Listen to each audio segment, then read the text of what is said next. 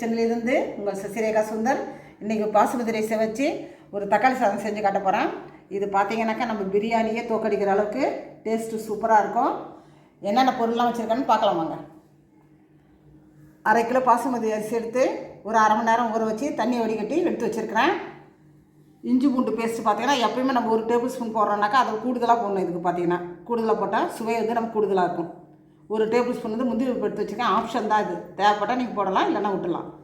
அதே மாதிரி 1 table spoon தயிர், பிரியாணி இலை, 2 பட்டை, 3 லவங்கம், 3 ஏலக்காய், 1 ஸ்டார் பூவு, மீடியம் சைஸ் வெங்காயம் 2 கட் பண்ணி வச்சுருக்கிறேன். பெரிய தக்காளி பார்த்திங்கன்னா 4 வச்சுருக்கேன். 4 வந்து கட் பண்ணி வச்சுருக்கேன்.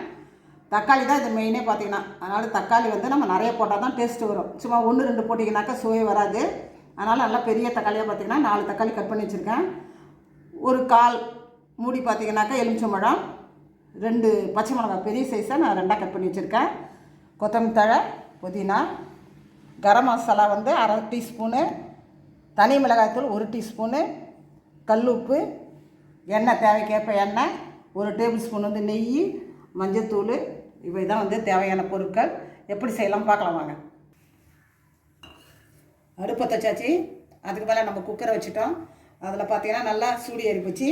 இப்போ இந்த எண்ணெயும் நெய்யும் ஊற்றிக்கணும். நம்ம இது ஒரு 50 கிராம் அளவு இருக்கும் இந்த எண்ணெய். பார்த்திங்கன்னா நெய்யை அதில் ஊற்றிக்கலாம்.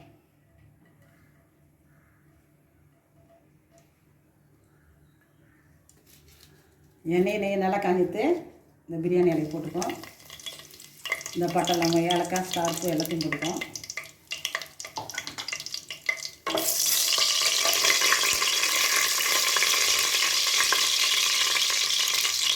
முந்திரி வரைக்கும் போட்டுக்கணும்.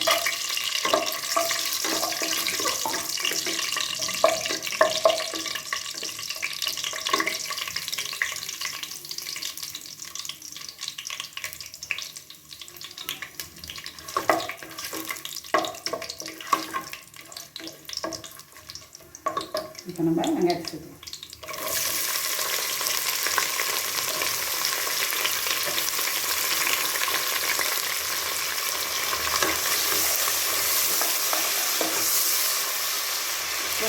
பச்சை மிளகாவும் போட்டுக்கலாம்.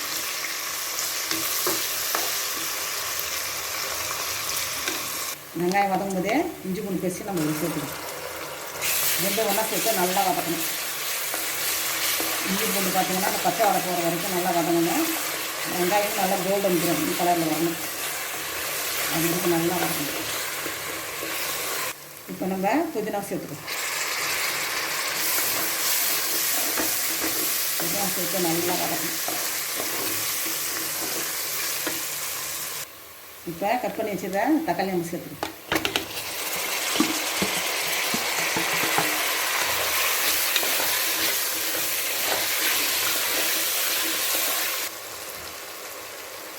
தக்காளி நல்லா வதங்கும் போது இதில் நம்ம மஞ்சத்தூள் போட்டுக்கோம். கொஞ்சமாக மஞ்சத்தூள் போட்டுக்கோம்.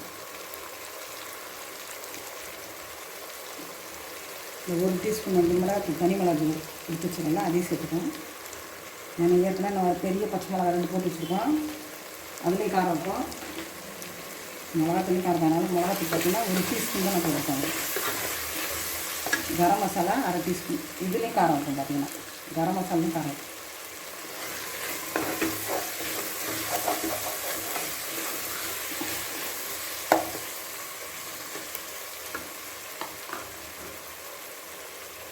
உப்பு பார்த்திங்கன்னா இப்போ பாதி போட்டுக்குவோம். அப்புறமா அரிசி போட்டு மீதி பாதி போட்டுக்குவோம்.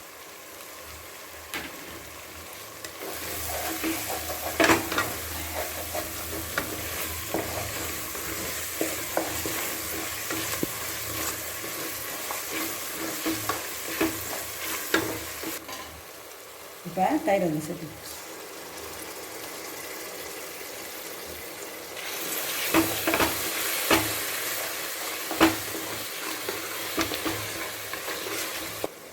அரை கிலோ அரிசி பார்த்திங்கன்னா இந்த டம்ளரில் வந்து 2.5 டம்ளர் வந்தது. நான் அதுக்கு வந்து 5 டம்ளர் தண்ணி ஊற்ற போகிறேன். 1க்கு 2.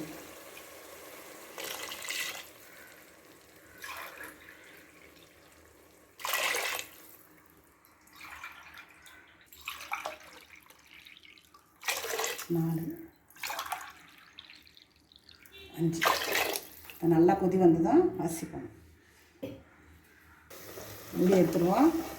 நல்லா கொதி வந்துட்டு இப்போ நம்ம அரிசி போட்டுருவோம்.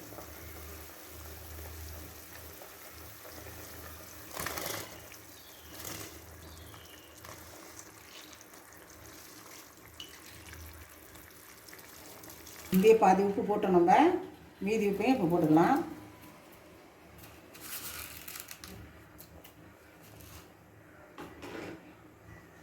இந்த கால் மூடி வச்சுருக்கலாம். எலுமிச்சம்பழம் அதையும் புழிஞ்சு விட்டுருலாம். ஏன்னா தக்காளி நல்லா புளிப்பாக இருக்கும். வெயில் நல்லா இந்த தக்காளி சாதம் நம்ம செஞ்சு பார்த்தோம் வச்சுக்கோங்க, உடம்புக்கு அவ்வளோ நல்லது. தக்காளி நம்ம எல்லாத்துலேயும் சேர்த்துக்கணும். இது ரொம்ப ஆரோக்கியமானது. 5 நிமிஷமாக நம்ம அடுப்பை ஸ்லோவில் வச்சு மூடி வச்சுருந்தோம்.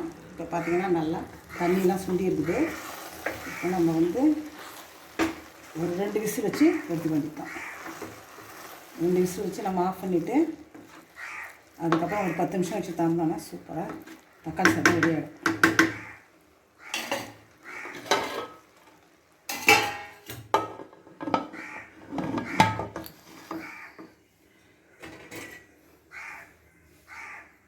வெயிட்டை போட்டுக்குவோம்.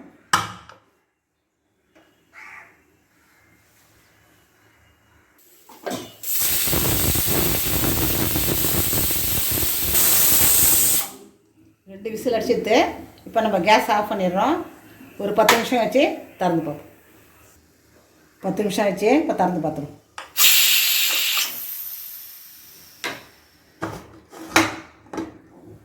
சூப்பராக வந்துடுது. தக்காளி சாதம் ரெடி ஆகிடுது. இப்போ கொத்தமல்லி தழை போட்டு ஒரு கிண்டி எடுத்து வைக்க வேண்டியதான்.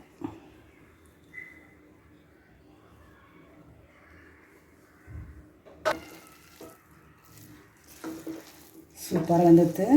தக்காளி சாதமும் நல்லா ரெடி ஆகிடுச்சு. இப்போ நான் பாத்திரத்துக்கு மாற்றி காட்டுறேன் உங்களுக்கு. அட்டகாசமாக தக்காளி சாதம் ரெடி ஆகிடுது. இது அப்படியே பார்த்தீங்கன்னா பிரியாணி அளவுக்கு சுவை நல்லாயிருக்கும். ஏன்னா இதில் நம்ம நிறைய தக்காளி பழம் போட்டிருக்கோம், நெய் போட்டிருக்கோம், எண்ணெய்லாம் போட்டிருக்கோம். எல்லாம் வந்து இதுக்கு தேவையான அளவுக்கு எல்லாமே நம்ம சேர்த்துருக்கோம். இது வந்து நம்ம வெய்ய நாளுக்கு ரொம்ப அருமையான டிஷ். பார்த்திங்கனாக்கா தக்காளி நம்ம அடிக்கடி சேர்த்துக்கணும். அப்போ தான் நம்ம உடம்பு வந்து குளிர்ச்சியாக இருக்கும். சுவையும் பார்த்திங்கன்னா கூடுதலாக இருக்குது. நீங்களும் செஞ்சு பார்த்து கமெண்ட்ஸில் சொல்லுங்கள். லைக் பண்ணுங்கள், ஷேர் பண்ணுங்கள், கமெண்ட் பண்ணுங்கள். மறக்காமல் என்னுடைய அனீஸ் கிச்சனுக்கு சப்ஸ்கிரைப் பண்ணுங்கள். தேங்க்யூ.